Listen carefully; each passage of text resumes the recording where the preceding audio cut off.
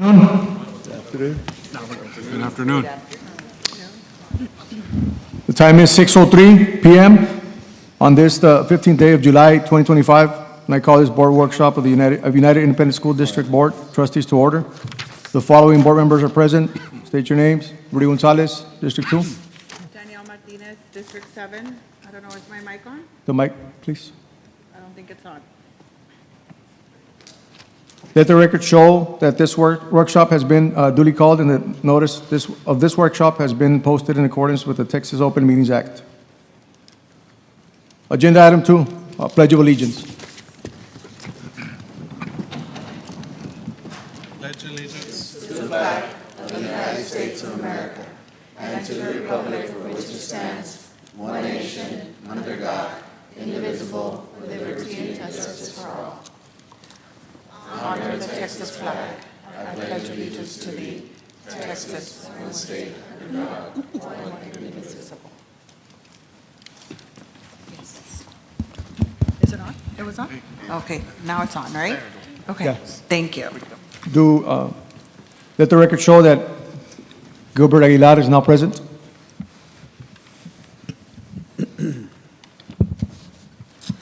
Agenda item number 3, public comments. There are no public comments, sir. Okay, we move on. Agenda item number 4, informational items. A, the review of legal policies and TASB update 125. Hi, good evening, Mr. Gonzalez, Mr. Aguilar, Ms. Martinez, Rebecca Morales, Associate Superintendent for District Administration and Student Services for the record. And I am presenting to you an informational item this evening. We did receive recently TASB's latest update 125, where we have legal and local policies that need to be updated. The legal policies, we have about 26 that need to be replaced. And this does not require board action, but it is an informational item. And you do have the backup.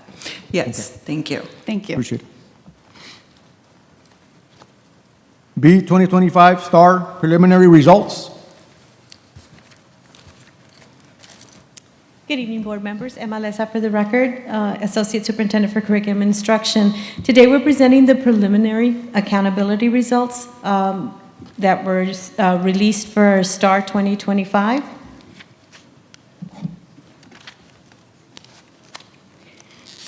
Based on our preliminary results, all indications are that we will be earning our 6th consecutive A as a district.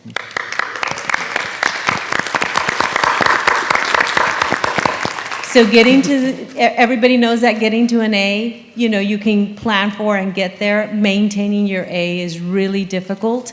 And thanks to the work of all of our teachers, all of our campus administrators, we are projecting that we will have our 6th A. We are waiting on the campus results because we do have a few campuses that are on 89 right now, and so we're waiting for the official results that should come in August 15th, and at that point, we'll bring you all of the campus individual results. Is that Okay, perfect. middle schools? I'm sorry? Is that the middle schools? Overall. It's overall. We've got in different areas. I have a question. Yes. Go ahead. Okay, so I see here, the blue, I know that's the district. This is percentages, correct? This is what I'm showing you right here. This is at MEETS standard. So the MEETS grade level standard for all of the tests taken at all of from 3rd all the way to end of course. So yes, the blue line does represent the district. Every year after 2021 is what we're measuring because that was when we were virtual. And we had about 85% of our students taking the test. And you can see that we performed lower than the state average back in 2021. However, we have been working on recovering every single year. And you'll notice that there is a gap between the state and United ISD. We are surpassing the state. And that 60% mark is very important because of the state goal that by 2030, 60% of 24 to 35-year-olds will have either a college degree or a certificate. So that's why the state, when we look at our accountability, 90% approaches, 60% meets, 30% masters. That 60% indicates that we are doing well to meet that particular goal. I will tell you, though, that in all of our high schools through CCMR, we are above 90%, and we have maintained that because our purpose and our goal is to make sure that our students are ready for post-secondary life. It's not just about graduating, it's about graduating with the opportunity to get further in life. And so I know the number in blue, that means it's 62% of our students, for example, for language, reading and language arts, 62% met. Are meeting grade level. Okay, and so then with that said, I guess it would be what, 46% of those did not pass? No.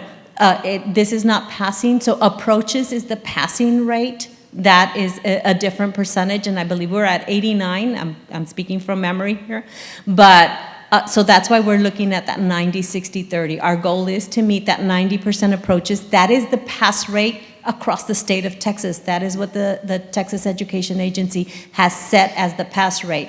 We're monitoring the meets because we want our students at meets grade level. To be at meets, okay, Yes, ma'am. perfect.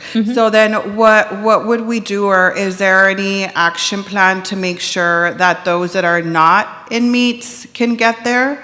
Absolutely. We are aligning. In fact, we started our leadership. We're looking at instructional coaching. We're looking at aligning everything to our teacher evaluation system because, again, that is real important to be looking at student growth. We want to make sure that our students have value added. Every year they're in school, they should have a year's worth of instruction added. So that's what we are working on. So we're aligning all of our systems, our scope and sequence, our instructional resources, our instructional professional development. All of that is being aligned to ensure that we are meeting students' needs. Also through summer school, we have programs where we are focusing on reading, making sure our students are reading at grade level and progressing towards that. So everything is surrounded the focus of student achievement and student growth. Perfect. And then I know I had another question in regards to this, just because at the TASB conference I did attend several sessions related to STAR. One of the questions that I was encouraged to ask is, will we, the board, right, will we be able to get, I guess, a progress report on how we're doing with these new strategies or approaches that the district is going to move forward with? So what we're working at CNI to implement is we're going to have some checks for every campus at the 6 weeks, at the end of the 6 weeks mark. Not only the grades, but actually looking at how are we doing for checkpoints, how are we doing with benchmarks. So absolutely we can bring those results to you. It'll be after the 6 weeks and then at the next board meeting. Okay, perfect. Yeah, looking forward to that. Yes. And another one was, I know that there are students in subgroups, right? So our economically disadvantaged, our English learners, correct? Our special education, our Section 504. So would you be able to, I'm assuming you will, when all the data is compiled, right? To give us a report on how we did and how those that are not at the meets, how we will help them get there. correct? Absolutely, we can. As soon as the data tables are released, and that is in August 15th, that's by statute. Of course, it depends because TA has withheld the release of several results. But we're looking at August 15th for the release, and we can bring you all of that information. And it's all public information because it is also on the state's data portal. Perfect. And I just want to reiterate, right, that this is preliminary data Preliminary. that you all were able to compile, correct? Right. We get the data files from the state, and then our student assessment department with our data evaluators, they look at the different systems that we have to compile the data. Okay. And then one last question. Do we have staff and resources required for these targeted approaches or strategies that you all are trying to? So later on in the presentation, we also are bringing in the professional development plan. And so what we're looking at is building the instructional leadership at every campus because we are a very large district. We have 53 campuses that we need to make sure that we're supporting our teachers. So we're building through campus professional development teams, and I'll have more information on that. Building the leadership, building the capacity, and then also it takes a village, right? So we need to make sure that all of us are on the same page as far as instructional coaching to coach our teachers. We want our teachers to get TIA because we believe that they've earned it. So we want to make sure that we are aligning all of our systems with that purpose in mind, because as we improve the instruction, everything will improve. Our STAR scores will improve, our graduation rates will improve, and then our teacher TIA eligibility will improve. So that's what we're aligning everything to make sure we're meeting student growth and achievement and having our teachers eligible for that designation. Perfect. And so then just for the record, you will give us like a progress report, right? Absolutely. Maybe you said 6 weeks? We're standardizing and structuring it to be every 6 weeks. Okay. So that as we're providing that to our campuses, we want to make sure that we support them and provide that information. We definitely will bring it to you. Perfect. And also, you'll be able to provide a progress report in regards to these outreach or support programs that you're providing for our teachers, right? The development, which you were saying. The professional development, yes, we are Okay. monitoring that also. And again, in our next presentation, you'll see how we're Perfect. monitoring that information, and we can definitely provide intermittent reports to you. Perfect. Thank you so much, Ms. Leza. Absolutely. Thank you. Thank you. Thank you, ma'am. Letter C, cooperative agreement of affiliation between United ISD and Laredo College to help recruit electricians, HVAC, AC, and diesel technicians. Superintendent for Human Resources for the record. I have here as a guest Dr. Alberto Hernandez from Laredo College, in case you have any specific questions that you may have about this co-op affiliation. Yes, sir. As you know, we have had challenges recruiting and finding quality staff to come in, and especially in the trades area and in any other position out there. So we're going to do like the coaching model. You know, we're going to go we're going to be a high school coach, start visiting the elementary schools and middle schools. Well, we're going to go visit Laredo College before they graduate from their program. And so the only way we can really hook them and bring them on board with us is to get to know us is through these co-op agreements. And so there's another sample. I don't know, Sam, if there's a sample there. There's an affiliation. Oh, there it is, right there. Yeah. This is an example of an HVAC technology, an agreement that we have with Laredo College. It hasn't been signed yet. We just want to talk to you a little bit about it today. We're looking at 3 programs. We're looking at HVAC, we're looking at electrical, and we're looking at diesel mechanics and just regular mechanics. We've already visited their programs already. This past spring semester, we have already hired a diesel mechanic. We've already had a couple. I know that Raul in the back, Ramirez, has visited some of them as well. Facilities has visited with some of them as well. And our goal is to try to get them and hire them to bring them on board. And so, as you know, we are a very veteran group in our staffing. And so as they're retiring, we need to fill those positions. And so we really hope that you support us with this. And I don't know if you have any questions for Dr. Hernandez about his program, but he oversees the trade department. Correct, sir. And we're really excited about this partnership.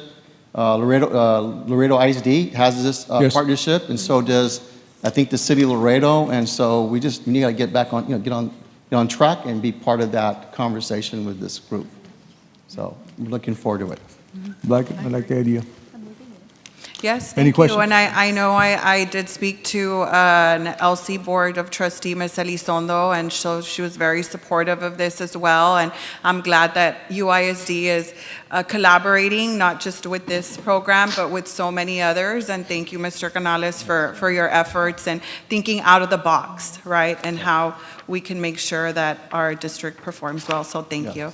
Thank you. And Appreciate it. Thank you, Dr. students, Hernandez, as well. just one more question. Just Yeah. students graduating as electricians already with a certificate? Or Yes, they get certified, it's correct? about 2 years, 1 year? Just, Yeah, good evening, board members, Dr. Cruz. Heriberto Hernandez, Associate Provost for Laredo College. The students, when they graduate, they have the Laredo College certificate. Yes. For the electrical example, they'll have a 1-year certificate that covers a semester of residential and then a semester of commercial and industrial. The licensure comes further down the road because they need to have a certain amount of hours experience. Yes, sir. okay. Thank you. Appreciate We it. definitely can provide that. Yes, Yes, sir. thank you. Thank you. D, 2025, 2026 budget update? Ms. Laida. We do have some updates in regards to legislation that has just been passed. As you know, a lot of legislation has been pushed out to our school districts. Ms. Laida will be giving us information regarding legislation that particularly pertains to finances that are going to impact future and also future finances, as well as an update to where we are in our current budget, and then it will be followed up by a presentation regarding our federal funds. Yes. Thank you, Dr. Cruz. Laida Benavides, CFO for United. Welcome, board members. I do have a quick update. You have to recall, right, we met that last week in June to talk about compensation. That presentation was all about compensation, right? What we're going to share with you this evening is what we're seeing as far as our different proposed revenues, where we are in expenditures, and then Ms. Becky will have a presentation on federal program update. Again, here's our schedule. I think we're on schedule to bring you a budget to adopt in August. Now, on the legislation, from the last time that we met, the governor did call for a special session to begin July 21st. He has 18 items on this session, and actually he had less, but he did add some due to the flood in the Kerrville area. What we were told, there's about 3 items that are related to public ed. They're still talking about eliminating the STAR test and replacing it with effective tools to assess student progress and ensure school district accountability. But as you heard Ms. Lessa talk about, we already do these things. We already check on our kids' progress throughout the year. We don't just wait till the test, right? So, I mean, we're already doing these things, but let's see what they come up with. Legislation reducing the property tax burden on Texans and imposing spending limits on entities authorized to impose property taxes. Well, we do tax rates, so this could affect us as well. And then there's legislation prohibiting taxpayer-funded lobbying. On the property taxes, and this is something that you could share with your neighbor, right? There is a Senate Bill 4 that they want to increase our homestead exemption from $100,000 to $140,000. That would bring all our homeowners' values down by $40,000. You know, their tax hopefully would come down by, you know, a good amount. But there is it has to be passed by the voters in November 2025. There will be a race, and we don't think there's too many races in November, but this would be on the ballot in November, and I'm sure it'll pass if people get out to vote, right? Yes. And then Senate Bill 23 is to increase the homestead exemption for the elderly and disabled. Right now, they have a $10,000 exemption, and the legislatures want to bring that up to $60,000, and that would be on the ballot as well. And really, the effect to the school district is, even though they would do this for taxes, they will not hurt us revenue-wise. They'll give us the state aid to make up for it. And then there is another Senate bill that we need to be aware of when we're going to be bringing you our tax rate for our debt service. So these are things that we constantly are looking at to look at the guidance that TEA has been giving us on how to make sure we're doing the tax rate that we're going to bring you in August, that we're calculating it correctly. And then this is to give you an idea how much we're thinking we're going to bring in tax revenue for maintenance and operation. You see there that we think right now it's a proposed tax rate of about 66.92 cents, 0.6692. That is our current tax rate. And so based on all the data that we're getting, we think we can keep that tax rate where it's at. And that's a projected tax revenue that we would get if we pass that tax rate in August. And then again, this looks probably familiar because we had discussed this with you all about House Bill 2, what increased, and the different things that they were going to be funding that they passed in House Bill 2. So our state revenue, again, is still going to be based on average daily attendance. Our projected enrollment that we're using is 40,515 students. We keep on pushing online registration. I think at this point we're over 39,000 kids registered. So, we're getting there, we're on track. Our average daily attendance, we're using a 93.5%, and that's exactly what we came in at last year. Our projected state revenue, using all the numbers of special populations attendance, we think we're going to be at 241.3 million, which is an increase from last year's budgeted state revenue. The bulk of this is that $11 million that they're going to give us for the teacher salary increases, which is over $11 million, right? So that's why there's such a big increase on state revenue. The federal revenue, we're projecting 5.9 million. Last year we budgeted 8.8 million, and what we had to do was bring this number down because of what happened with Medicaid and SHARS. And so we just want to be realistic about the revenue. We think we're being conservative, but that's kind of what we're seeing right now. But these are the different things that go under the line item of federal revenue in our general fund. And now let's talk about payroll. Based on the action that the board took in June, our payroll will be at about 378 million, or 84% of our budget. You see exactly in there what is part of payroll. The health insurance will stay at $575 per member per month, or $6,900 per year, and there is no change that we're proposing for the employee contribution for next year. Okay. And then we continue again to provide the $25,000 life insurance policy per full-time employee. So these are the benefits that we give our employees. The expenditures that are considered non-payroll make up about 16% of the budget, and the total for that we think is going to be about 75.4 million.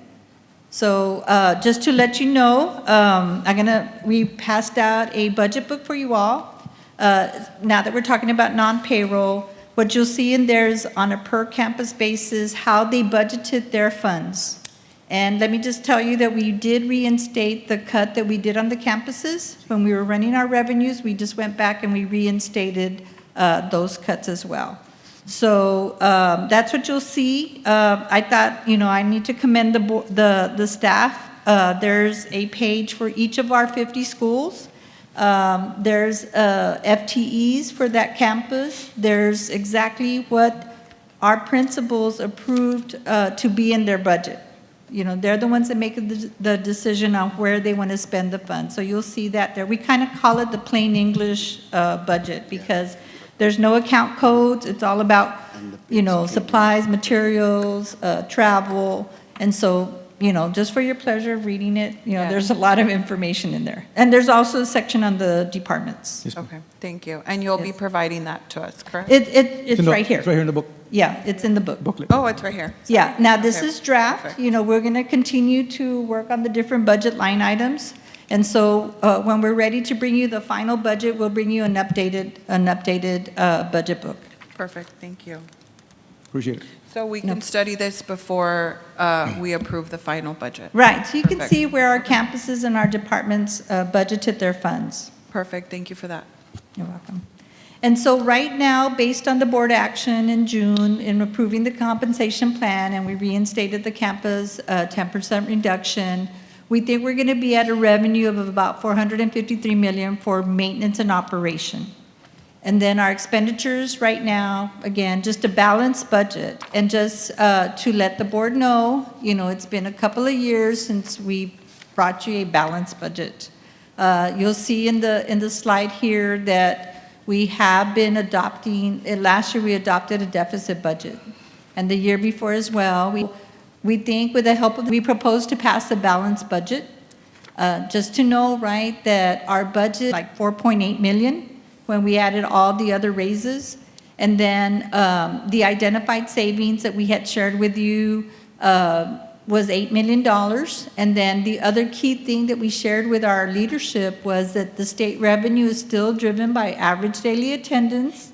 We're going to keep on pushing attendance incentives at our campus, and also it's still driven by special population coding. We need to know who's bilingual, who's comp ed, who's special ed, what services we're providing.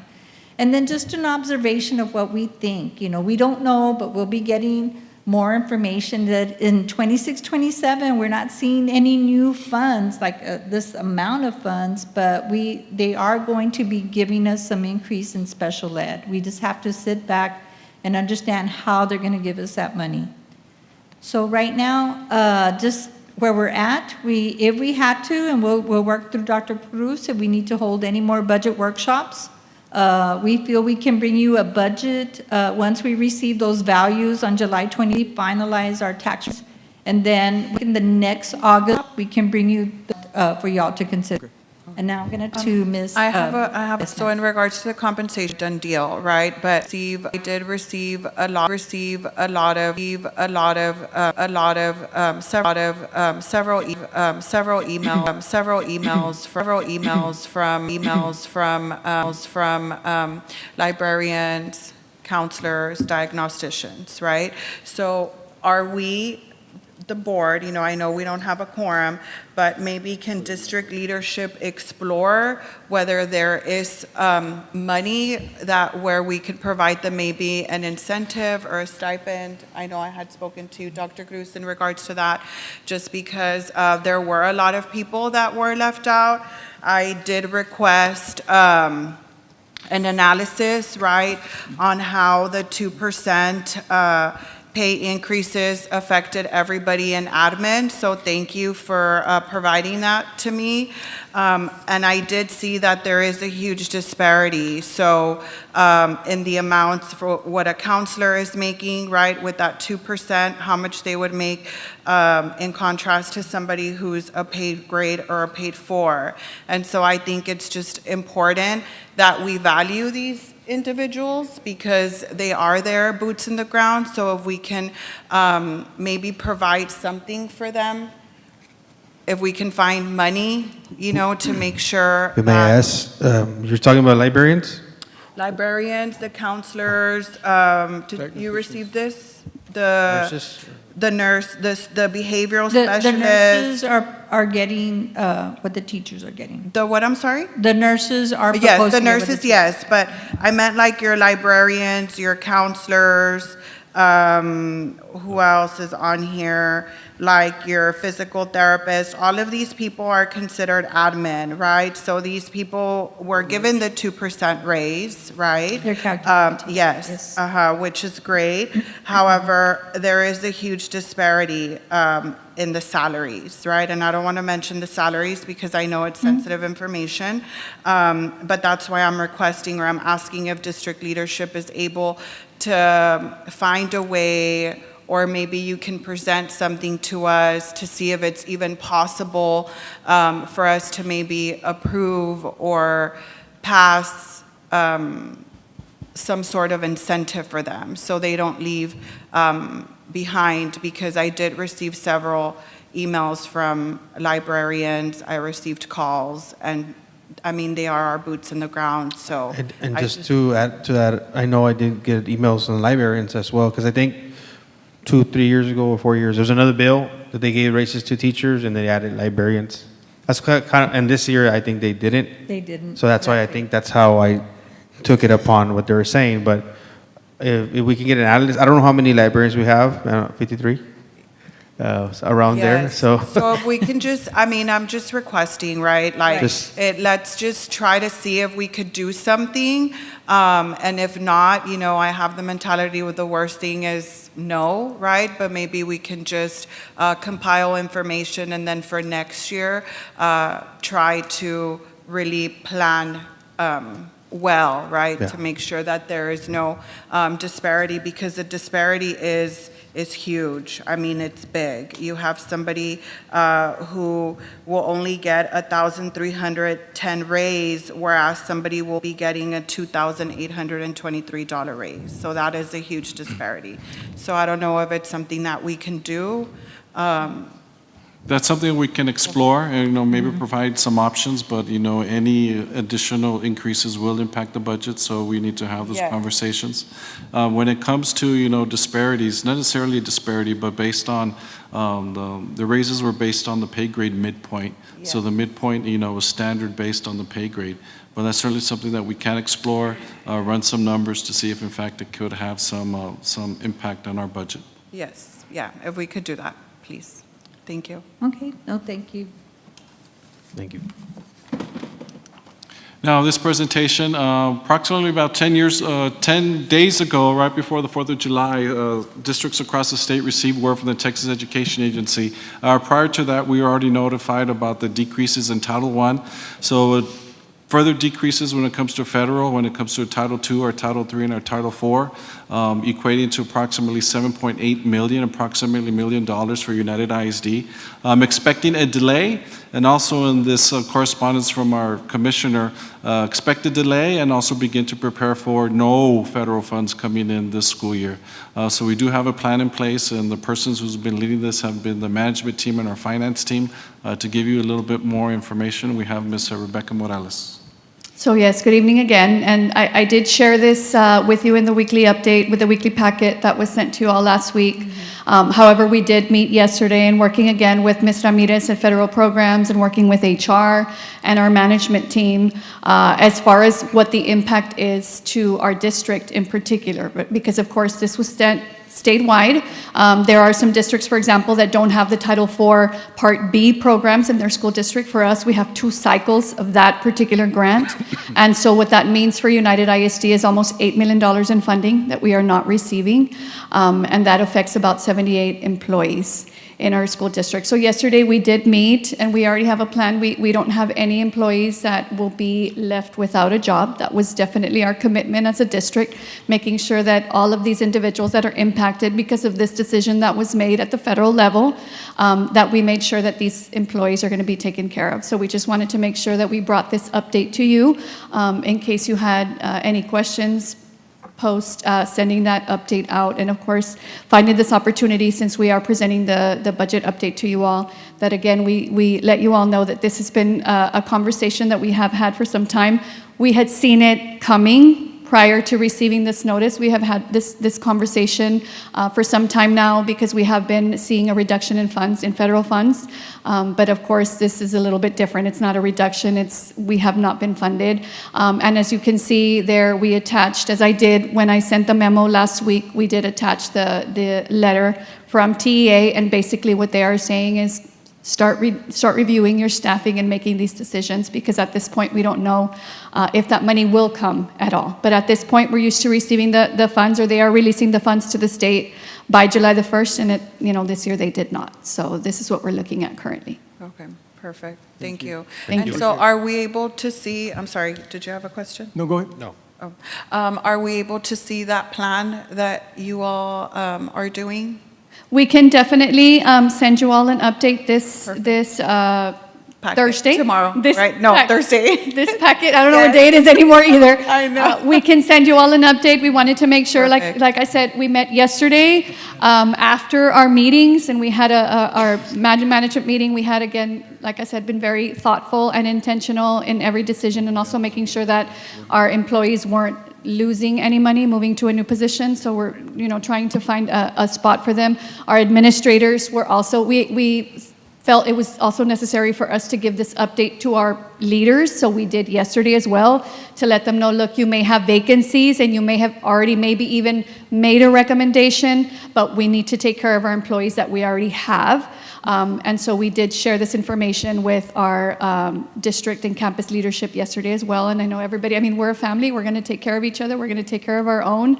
And so that is the plan. So yes, to answer your question, Ms. Martinez, we will send you on Thursday the information as far as from what grant and where those individuals will now be reassigned. Okay. Perfect, thank you. Thank you. Okay? Next, E, 2024 delinquent taxes turned over to delinquent tax attorney for collection. Good evening, board members, Superintendent Dr. Cruz, members of the audience. I bring to you the delinquent taxes, the 2024 taxes turned over to Castillo, Reyes, and Del Rio as of July 1st, 2025. We're turning in 4.1 million in current tax. In the prior years, 23 and prior, it's 4.8 to a total 9 million. It is the 2024 taxes, 2.10% out of our adjusted levy of 197 million. So we're turning in 4 million. That number is decreasing as of yesterday. We're at 3.9 for the 2024. And so I have a question. So these delinquent taxes, you're submitting to the legal for them to collect? Correct. Correct? And why is that? Why, is there like a procedure? Is there a law? Yes. Okay. Every year, these taxes get turned over in February for property tax, the personal property. Those are the business accounts that get turned over to them. And then by July, by law, they get turned over the whole roll. So they're constantly collecting the delinquent, the prior, and now we're finishing the 24, we're gonna start the 25 year in October. So these become delinquent in July, and they get turned over for them because we have a contract with them. Oh, okay. So they get every year, so it's the same cycle. Okay. We'll start in October. They have October through January to pay base tax. February 1st comes, they're considered delinquent. Personal property gets turned over to them. And every month, those taxes become delinquent up the way they get to July, and they get to their maximum penalty. And they all increase interest.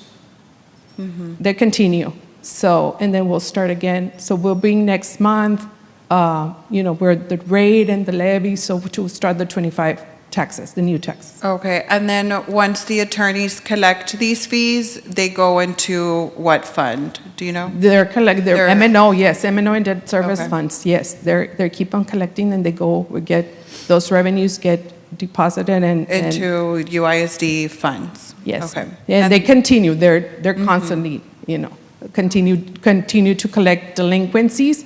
Now we're doing today, turning over the 24s. Yes, Like, And we'll be doing it every year, so. Every month, the district gets a check. yeah, Every month. Every rolling. day. every Yeah. day. Every day, Every we're day. depositing, Every yes, day. sir. Yes, yeah. And so that money, do you know what, does it go like to the general fund, or it goes? Debt service. Debt service, okay, Yes, perfect. we can, because our rate is split into two, M&O and INS, debt service. Perfect, thank you. All right, thank you. Thank you. Agenda item 5, following items are to be reviewed by members of the board with recommendations for action to be made at the next regular board meeting. A, monthly disbursements. I'd like to, can I pull this for individual consideration, or no? Or I can just question, No, yeah, you can that's just- right. no, I'm- no. We're in the workshop, I'm No, thinking yeah. we're in the regular No, you board can meeting. talk about it right now. Live, we're live. The SAC, No, we're you're at good, the you're SAC. good. Go ahead. Good Sorry. evening, board members, Dr. Cruz, members of the audience. My name is Rosa Cabello, Director of Accounting, and tonight we bring you action item monthly disbursements for the month of June. Did you have a question? Yes, I did have a question. So I had a question in regards to, and I know it's something that I've spoken to Dr. Cruz about. I had a question in regards to the open records request, right? So we as the board, we get a weekly update of all the open records requests that come in. And my question is in regards to the monthly disbursements, because I know that our attorneys, right, that represent us, when they get these open records requests, sometimes they submit to the Attorney General, correct? Yes, that's correct. For inquiry. So I just want to make sure, that we explain the reason why we submit to the AOAG. It's not because we don't want to release this information. Correct. It's just that sometimes, from what I'm learning, right, as I'm now a board member, is that sometimes there is information that we have to be careful with, right? Correct. We're coming up with some sort of a report. This is what we can give out. This is what we can't give out. I don't know if you can elaborate a little. Sure, I can elaborate. So the law allows, if an exception to disclosure might apply, the law allows for the district to request an Attorney General ruling. It is a ruling that's only binding as to the information for that specific request. So oftentimes, I don't know if it's the majority of times, but oftentimes, so the information you all receive about the request that the district gets, a lot of that information is released without an Attorney General ruling. For example, invoices or certain financial information, obviously student records if it's the student or his parent asking for those records. Those don't require us to send out on behalf of the district a request for a ruling. But if there's an exception that might apply, and if the information that is responsive is maybe subsumed within the request, so if it's a voluminous request for a broad swath of information, and within that request there is some information where an exception to disclosure might apply, we do have to ask the Attorney General to decide. It's kind of weird because there's some stuff, for example, attorney-client privilege information. So if I send you an email and there's a request received for that email, even though I know it's an attorney-client privilege communication, I still have to ask the Attorney General to make that ruling. We can't make unilateral determinations for a lot of the information that's requested. So if we review the request, if we're asked to, and if we feel that there isn't a possible exception to disclosure, we do have that responsibility to send that request and the responsive documentation or a sample. If it's a voluminous request, we can also send a sample to the Attorney General, and we'll make a good faith legal argument. I do want to make that point on the record. They're never bad faith or arbitrary arguments. In fact, oftentimes we try and cite to prior Attorney General rulings in support of our arguments, so they're not just being pulled out of thin air when we make these arguments. And then we have to wait a few months for the Attorney General to get its ruling back to us. So for example, if there's litigation either pending or contemplated or anticipated, and the information that is requested is related to that, we still err on the side of caution because there is that exception to disclosure, and we let the Attorney General decide. We let them know what we think, they make their decision, and then we release or withhold based on what the decision is. And the Attorney General's office is a big office. There's about 700 Assistant Attorney Generals. I don't know how many of them are assigned to open records specifically, but sometimes you do get inconsistent rulings. It just kind of depends which Assistant Attorney General is assigned to the district's request. And as you might imagine, they probably have thousands, if not tens of thousands of requests that they receive, kind of weekly or monthly, because they're receiving requests from every governmental entity in the state of Texas. And they give their ruling and we comply with it. And sometimes it goes our way, sometimes it doesn't. But as far as hey, we thought we could withhold and we couldn't, and sometimes we think we can withhold and the Attorney General says we can. But we definitely just go based on what the law says and what the Attorney General says. So it's never frivolous and no one's treated differently. It's all just based on our good faith legal arguments. And I do want to make a point also on the record that never has the Attorney General, and this is 100% fact, never has the Attorney General ruled that the district improperly withheld anything. They don't make that determination. They just say, hey, here are your arguments. We took a look at them. We think you can withhold or we think you can't, and then we take it from there. But Okay, so I guess in regards to the monthly disbursements, right, to come up with some sort of like cost-saving measure, is there some sort of report or template where you're saying, okay, we're getting requests for, let's just say compensation. You send it to the Attorney General, right? Of course, there's a fee for that. Correct. But now that you know that the district is able to disclose that moving forward, you won't submit. it depends. I don't want to say we won't. It depends. The law does allow you to ask for what's called a prior determination. And if we receive prior determinations for that same specific set of information, you can rely on that to release. But oftentimes, I would say most of the time, information that is requested is unique.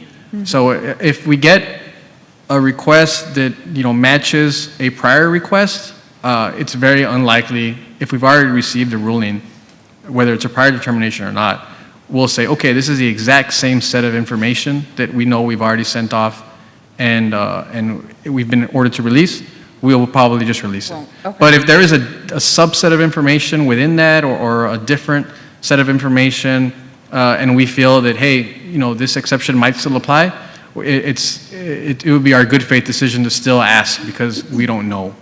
So it's very, very rare that we receive information requests that are 100% repeats of what we've gotten in the past. Perfect, thank you. No problem. Yes, that was a question. Okay. Thank you. But yeah, I just want to say one last thing is, yeah, we are definitely always, as you know, some conversations that we've had with you all recently, we are always looking, for ways where we can be more efficient in order to save the district money. We know it's the situation the district's in, and we're never going to make any legal decision or do anything in order to increase our revenue. I mean, that's not the way we practice law. Yeah, perfect. Thank you for that. Thank You're you. welcome. B, awarding bids, proposals, qualifications, and extensions. Good evening, board members, Dr. Cruz, and UISD staff. For the record, Cordy Jackson, we have the following recommendations for your consideration. RFPC 021-2025, Instructional and Business-Based Co-Curricula and Curricular Professional Services to the vendors listed. I did want to take this time to let you know that RFPC is something new that you're seeing, so it's a request for proposals continuous. And so you're going to see this same solicitation come to you quarterly with new vendors that apply for this bid and get awarded. And so the way this particular solicitation works is the evaluations are evaluated based on the qualifications, experience, service, description, and pricing provided by the vendor, and it's kind of on a pass-fail. So we'll be bringing these to you as we add, and what we put in the solicitation is that we would bring this to you quarterly. So vendors know that if they didn't make this first round of awarded bids, they can go and apply for the second round, third round, and so on.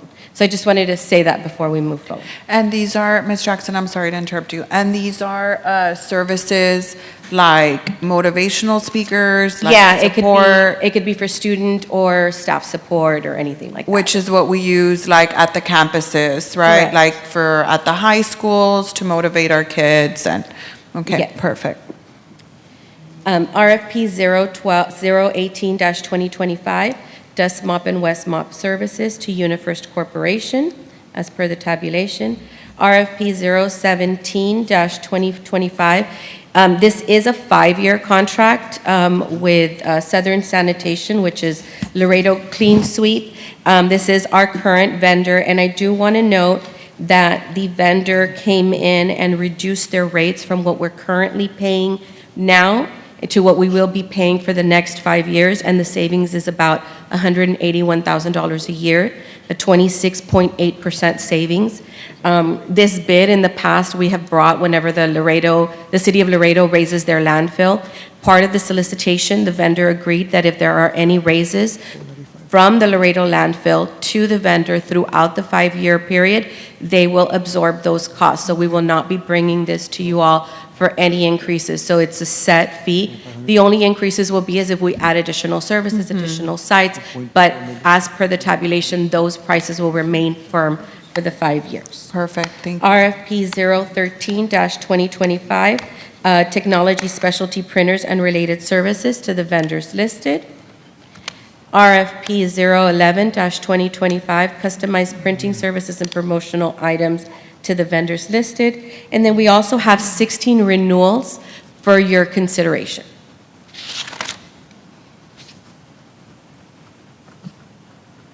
And these are all, these have all been vetted, right, through your Yes, so those are system? bids that we've brought to you in the past, and so the renewal process is we go to the end user and say, are you happy with the service? Yes, do you want to renew? Then we go with the vendor, are you going to renew, same price, or is there an increase? And then we bring it to you. Okay, and all of these are same price? Most of them, yes. If there is an increase, it'll be denoted in the tabulations and the supporting documents that you have. Perfect. Like for the auto parts, you go back, like there's like 10. Yes. So like they can pick through all of them, or how does it work? So Or what? do they have a contract? So we have a contract with all of them because they all provide different parts. So the transportation department has the certain vendors they use for certain parts. But they can pick through that Yes, based on pricing. based on pricing, service, et cetera. Any other questions? No, that's Thank all. you. Thank you. Thank you. C, property tax refunds for the month of June 2025. Good evening. Once again, we're bringing you a refund for the month of June. We just have one, a taxpayer overpayment for $636.77. This account is paid in full. There's no loss of revenue to the district. Perfect, Thank you. Thank you. D, resolution to approve employee compensation for an emergency closure at the district's service center on June 12, 2025 due to water outage. Good evening, board members, Dr. Cruz, and member of the audience. As you know, back in June 12th, we did have a water outage at the service center on Saunders, so we had to let go of some of our folks to go home. So we want to make sure that we're able to pay them for, it's not their fault that they had to be sent home because of a water issue. Yes, sir. Thank you. Thank you. I'm here for the next two more. Yes, sir. E, 2025-2026 United ISD's T-Test and T-PAS appraisal calendars.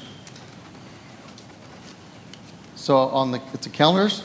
Yes. Okay, so the calendars, what I wanted to share with you is that we have, you as a board, we have our T-Test and T-PAS calendars for your approval. I did work with the Curriculum Instruction Department, and these are the dates that we agreed to. And we also following, the state law that we have out there Yes, as sir. well. Perfect. Thank you. F, 2025-2026 T-Test appraisers. So every year, and I'll be coming back because this is what we have as of right now. These are the approved. We would need you all to be approving these administrators to be able to give the walkthroughs and appraisers, the evaluations as they go throughout the year. These are the ones that were able to provide us the certificates as of last Thursday. And so we are still pending some new ones that came on board recently and some that were out on vacation. And so I'll probably be coming back in August with another list. But these are the majority so far. Sure. Perfect. Thank you. Thank you. G, 2025-2026 DMA Local Professional Development Plan.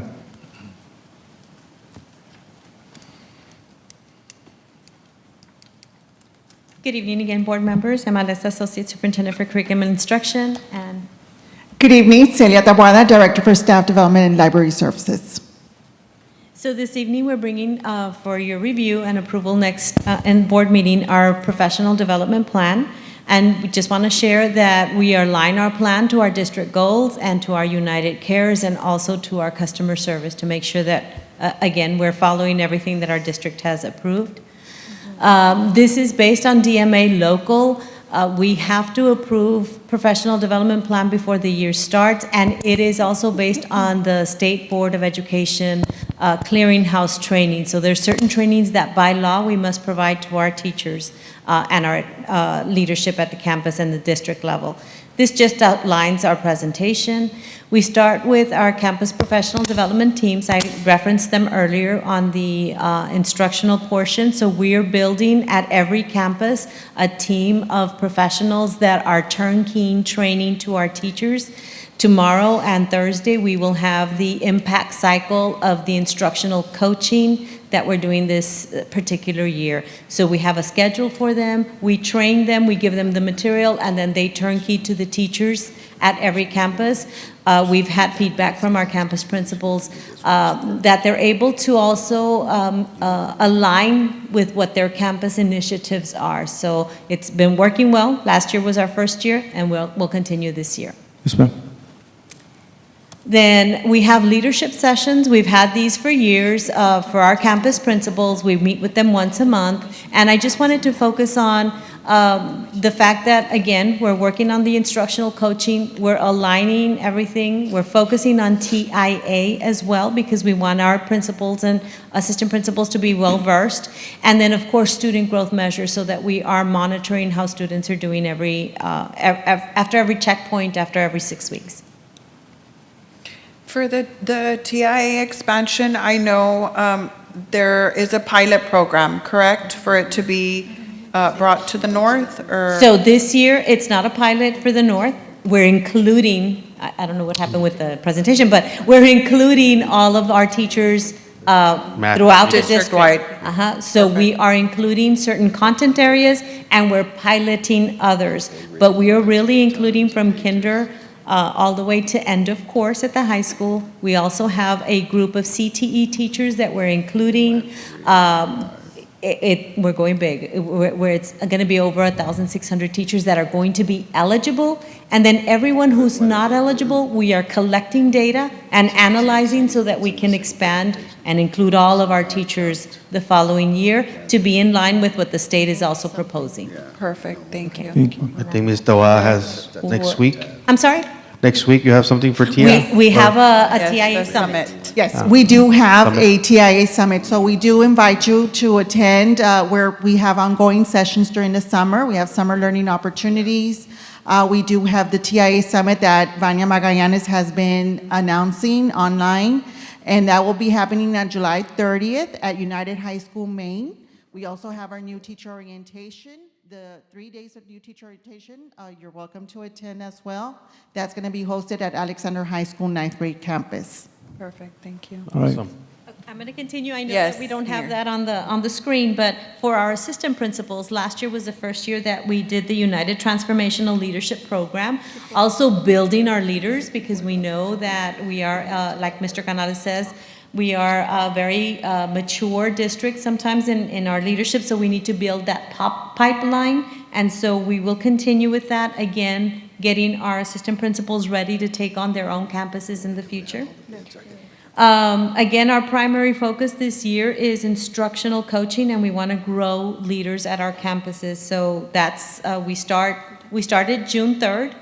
Tomorrow and Thursday we have back-to-back sessions with our leadership and the campus professional development teams.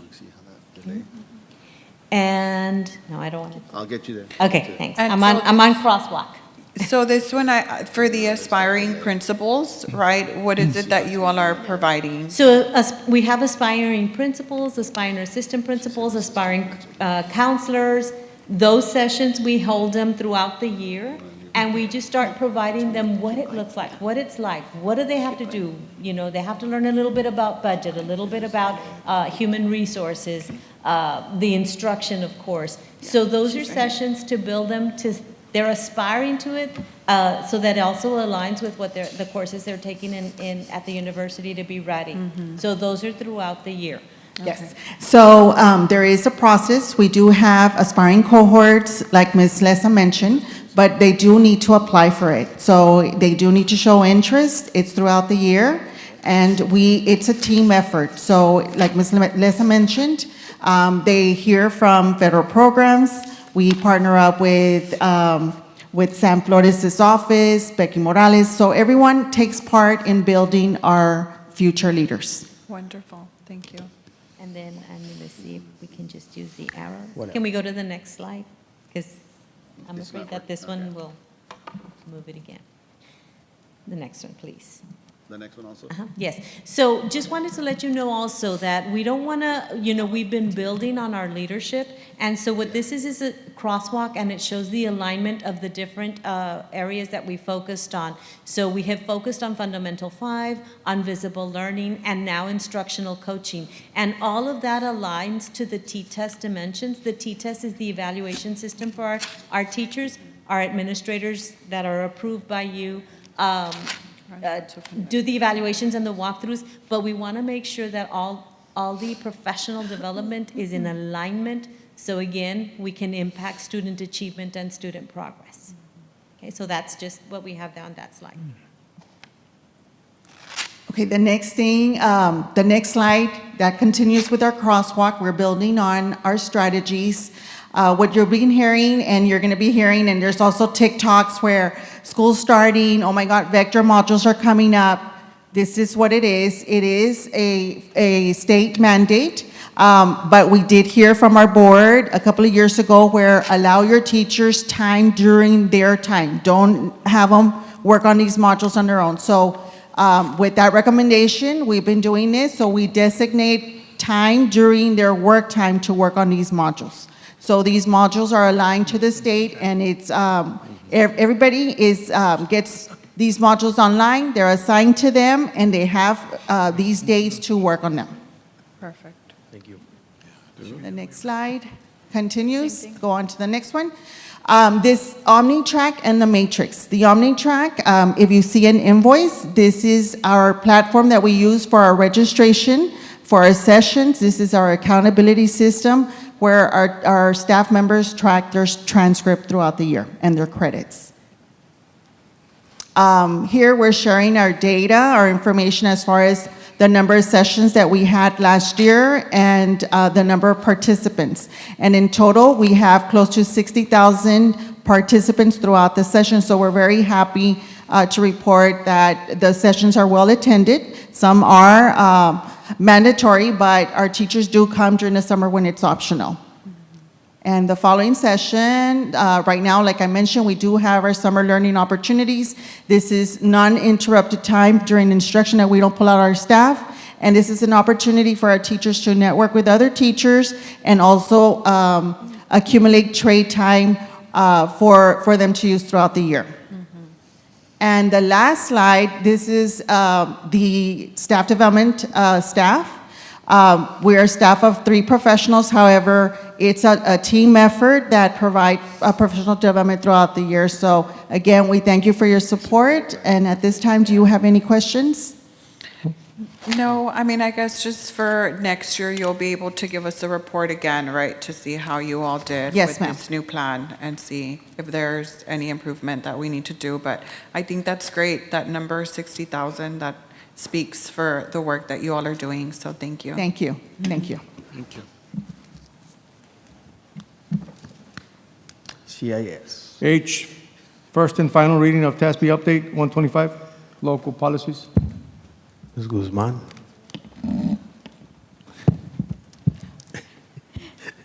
Good evening. Just for the record, it won't be the final reading. It will be the first reading, and next month we'll bring a final reading. We do have a couple of local policies I presented earlier to you, the TASB Update 125 legal policies. We do have a couple of policies that are local policies that we have been reviewing with management and making sure that the language that TASB is proposing is how we want to adopt them. So we'll bring back the second and final reading to you next month. Okay, Thank you. Okay? thank you.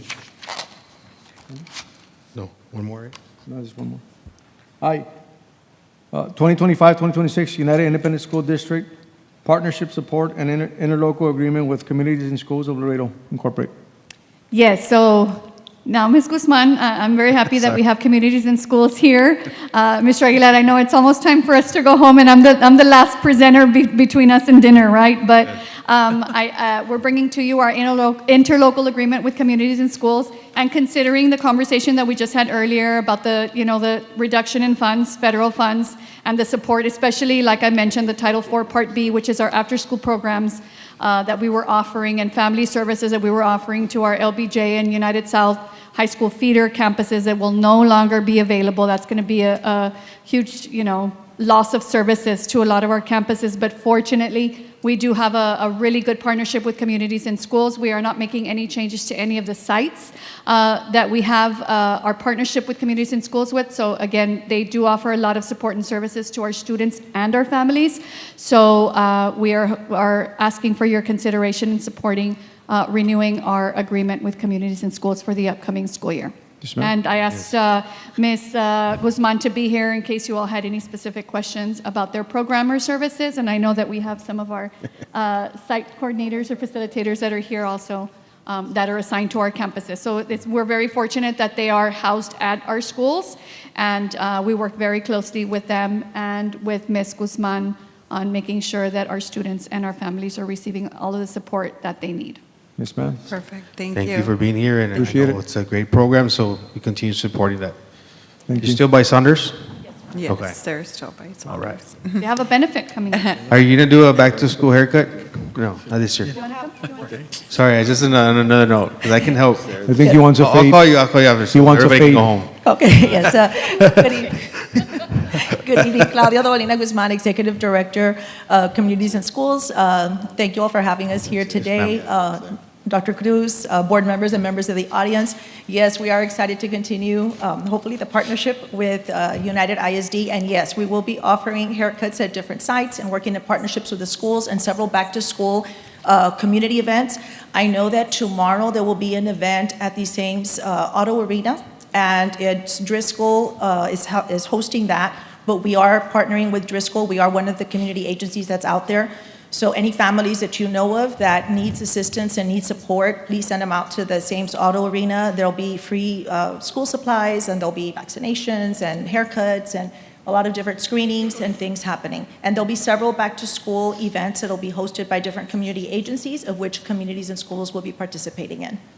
Perfect. Thank you so much. Thank you. And how do you all designate where they are? Like, how do you designate at what campuses? Is it based on student need? Like, So initially, when I think the program started, initially they started at the high schools, and then from there we started expanding. I know that when I first came to federal programs, I believe we had maybe about 6 or 7 sites, and we started slowly expanding because we saw the need. And so it's typically, the expansion model has been through our economically disadvantaged. We've started high schools to middle schools.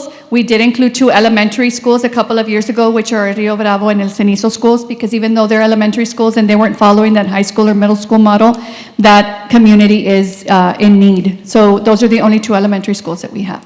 But to answer your questions, it's economically disadvantaged. We look at that. okay, perfect. And are there any other schools that maybe you forecast? We have, yes. That's a good question. So we have, and Ms. Guzman and I have been having those conversations. There are several campuses that we feel that we would like to add, in the near future. But of course, I know that they are also a federally funded program, and they're also being very conservative as well. We just want to make sure that we're able to continue in the meantime with what we have. And of course, we will continue to have those conversations as we progress through the year. Thank you. Thank you for all you do. I know you do help our counseling department a lot. I was actually in one of the sessions this last school year, the virtual one. So your work, doesn't go unseen. I'm glad that the district and district leadership collaborates with these agencies because we're all feeling it, right? So we're here to help one another. And again, thank you. And thank you to your staff for being here today. Thank you, Ms. Martinez, and thank you, board members and district leaders.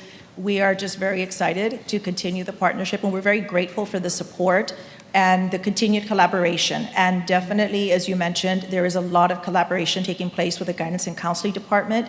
Our site coordinators work hand in hand, not only with the administration, but directly with the counselors at the campus. Mental health is one of the biggest areas that we've been supporting. We've seen an increase in the amount of funding that we're spending on mental health because our program is evolving to meet the needs of the students. So as where before, we were more known with, oh, you need backpacks, you need school supplies, you need clothing, you need food, and we're still doing that. We're definitely still doing that, but we're expanding post-COVID on now more in the area of mental health and providing some of those resources and supports and therapy sessions. Okay. And is there any way that maybe you can provide us with that data to see, the support that you're giving us to see how many students are being outreached through communities in school? I'd love to see that. Yes, definitely. To also attest for the work that you're doing for us. We can send it in a weekly packet. Perfect. Thank you. Thank you. Thank you. Thank you. Agenda item 6, adjournment. Is there a motion? All right. Motion. Have a good evening. Thank you, everybody. Thank you. Yeah, good.